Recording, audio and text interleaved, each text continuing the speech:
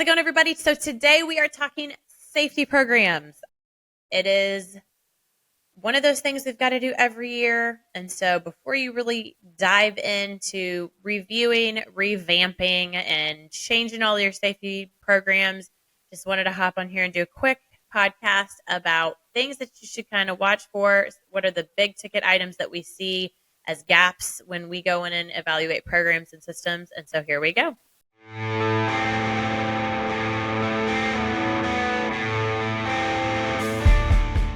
All right, guys. So safety programs this week. So just to give a quick background, my name's Jen. I'm one of the owners of Allen Safety, and we were formerly all safety managers of some of the largest companies in the world. Currently, we provide services of creation all the way through implementation, which includes rollout and training for safety programs for companies of all types, sizes, styles, and all that good stuff. So in addition to just the hazmat and confined space training, incident command, refrigeration stuff, we are full on safety people. That was actually what we started as, and we still continue to do that stuff. So safety programs come up all the time. We're constantly writing and reviewing safety programs. So we thought it would be a good one to talk about today. So here we go. So one of the things that we hear a lot when we go and evaluate a location, they've brought us in because they say things like, our safety is just not where we want it to be. We feel like we should be farther along. Can you come and take a look and tell us where our gaps are and what we can improve on? And so we'll go out there or we hear we've got a safety culture issue and we need some help. Can you help us? And we're like, absolutely, because we love safety. So here we are. We're going to help you. So one of the things we do is we go out to the floor and we get a baseline or production areas, whatever that looks like. And we just say, what's going on, all shifts, get a really good feel for the business, all the ins and outs. What does that look like on all shifts that everybody's working? We'll look at programs, we'll look at permits, we'll look at training. And the first thing we see is it's all over the map. And so leads to maybe not a really strong safety culture is what I would recommend. Now, again, this is just my concepts and ideas and don't come for me. But this is just my view is when you have chaos in your programs, you're going to have chaos out in the floors. So first, the programs are copy and pasted. They're either all OSHA code or they're bits and pieces of your company's program and OSHA code and some other company's program that we had somebody come from and they liked how their program was, so they copy and pasted it in there. And we're just not really sure what we do or why we do it or any of that. We want to remember when we're creating a program, it should be our playbook. As a new manager, I should be able to come in, read that program, and to know exactly how we're complying to that subject at this location. We really want to make sure it's custom. So, if I'm writing a lockout program, for instance, I'm going to make sure that lockout program says, here's what out-of-service locks look like. Here's what they don't. Here's the color they are. Here's what they're not. Here's a lockout lock. Here's my lockout lock for maintenance. Here's my lockout lock color for sanitation. Production's green. Maintenance is red, maybe sanitation's purple, whatever that looks like. I'm going to have those specifics in there. I'm going to have specifics on how we're complying during transitional periods, changeover periods from production to sanitation or when maintenance takes over, whatever that looks like. The next one is we don't clearly define our expectations around training. What we want to see is very clear defined. Here's what needs to be covered, and here's how we want it covered. And here's who's qualified to provide that training or our expectations around who can provide that training. So it can't just be anybody that is free that day provides that training. They've got to have very clear and specific qualifications and criteria to be able to, in this circumstance, teach authorized lockout tagout. That's going to be completely different than my expectations regarding who can train awareness level lockout tagout. Those are going to be different qualifications, and we want to make sure that we're spelling details like that out in regards to how often is the training, what should it include for each person based on their role, and who's qualified to do it, and what are those qualifications, and how do we want competency verified? Are we accepting a test, or does it have to be hands-on demonstration? What does that look like? Is it hands-on demonstration for everybody? One person, you were just there to witness it? What does that look like? We want to be very specific about those things. 3, it's not customized. It's just not a customized program. So we can have a standardized program for a company. And I agree in the concept of standardization across the company, because in my world, my opinion is that this helps reduce risk. However, there are still going to be certain areas within each program that are going to have to be location specific. And I'll give you an example. So if I'm doing a respiratory program and I have 10 feed mills, the respiratory requirements and when those are required and when they're not, or if they're even required at all, could be dependent on the type of feed I'm running and the ingredients in them. It may be the same, it may be different. And so that's going to be something that is going to be dictated based on industrial hygiene surveys done at those individual facilities. That would be something that I would want a location to specify. The person who wrote it or is writing your procedures, they're not there, or those procedures and programs haven't been reviewed in a really long time, or you had someone write them. Maybe it was internal, maybe it was external. They don't know your location.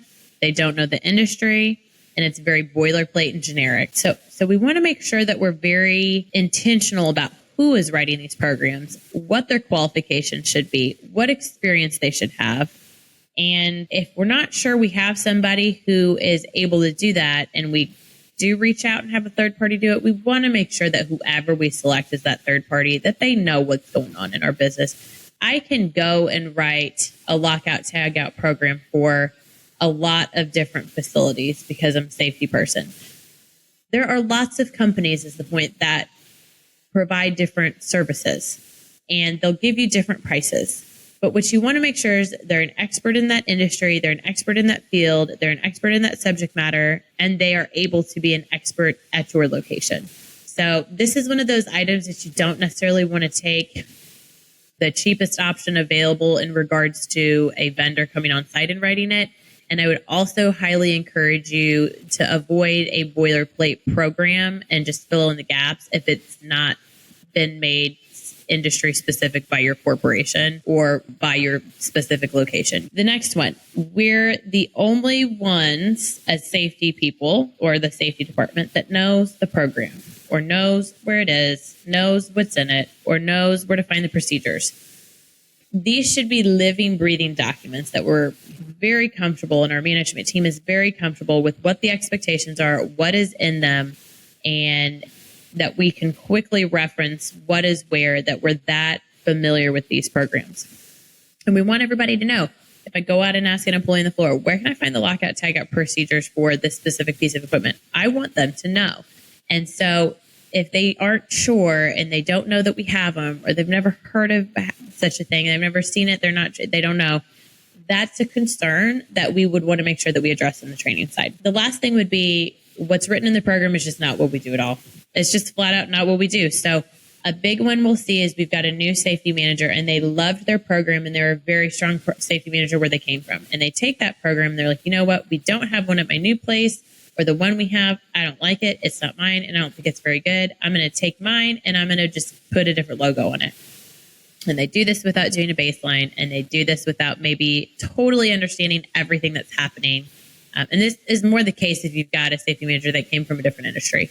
And so instead, what I'd really want to encourage you to do is, before you change a program, before you write a program, get a baseline on all shifts and really become comfortable inside and out of what is happening regarding that subject at that specific location, and then go back and either update an existing program to make it site-specific, location-specific, industry-specific, or just write a whole new one, whatever that looks like. But we want to make sure that we're getting a really good baseline first. And then a bonus one.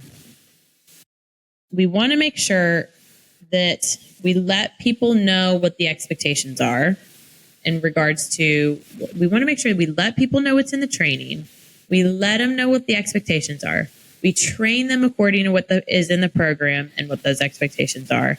We explain very clearly why it's important, why it matters to them. Here's why you should care, because folks want to know that. But I will also tell you, we've got to make sure we hold them accountable too. So it doesn't matter how good our safety programs are. If no one knows where it is, no one believes in it, which is a training gap in my opinion, and no one enforces it. And if you find that that's the case, if you've got management teams or supervisors, whoever, that are not enforcing your programs, I think what we could also do in that circumstance is just do a little bit of management education on why this matters, why it's important. And if you've got pushback, we can't do this, that doesn't make sense, we can never make this happen. I think part of it is it's just a joint effort, and going back to number 5, back to the baseline and being like, well, what can we do? Because this is the intent that we have to meet. So how can we meet that? And maybe a little bit of tough love reminder of this is a federal requirement. This is not whoever's opinion. So how are we going to meet that requirement together and make sure that we're meeting the intent, the employees are safe, but we can also do whatever job it is that you need done, and just have that conversation. So that's going to be it for me today. I hope that's helpful. If you have questions, you need support on your programs, again, we go on site and write programs. We've also got in the coaching site lots of good tips and tricks on every subject that you can imagine from the safety side on what should be in your program, how to lay it out, what to avoid, what to make sure you include. And so AllenSafetyCoaching.com is a great resource if you're looking for an economical way to do that. Otherwise, like I say, if you want it off your plate, call me and I am happy to help you and send some of my team out to get you where you need to be and then help you through that rollout phase of implementation as well. So that's going to be it. Take care, and we'll see you next time. Thanks, everybody. Thank you for listening to Safe, Efficient, Profitable, a worker safety podcast. If you're looking for more in-depth discussions or step-by-step solutions on all of the different safety and regulatory topics, please visit us at www.allensafetycoaching.com for web-based virtual coaching and training, or at www.allen-safety.com to book our team for on-site services, training sessions, to order merchandise, to learn more about our team and what services we provide in the field, or just simply to request a topic for us to cover on our next podcast. If you found today's podcast helpful and would like to support our podcast further, please help us by subscribing, liking, and sharing this podcast with anyone that could benefit from the information we cover here, as that helps us to continue to put out this free content. Thank you so much for your support.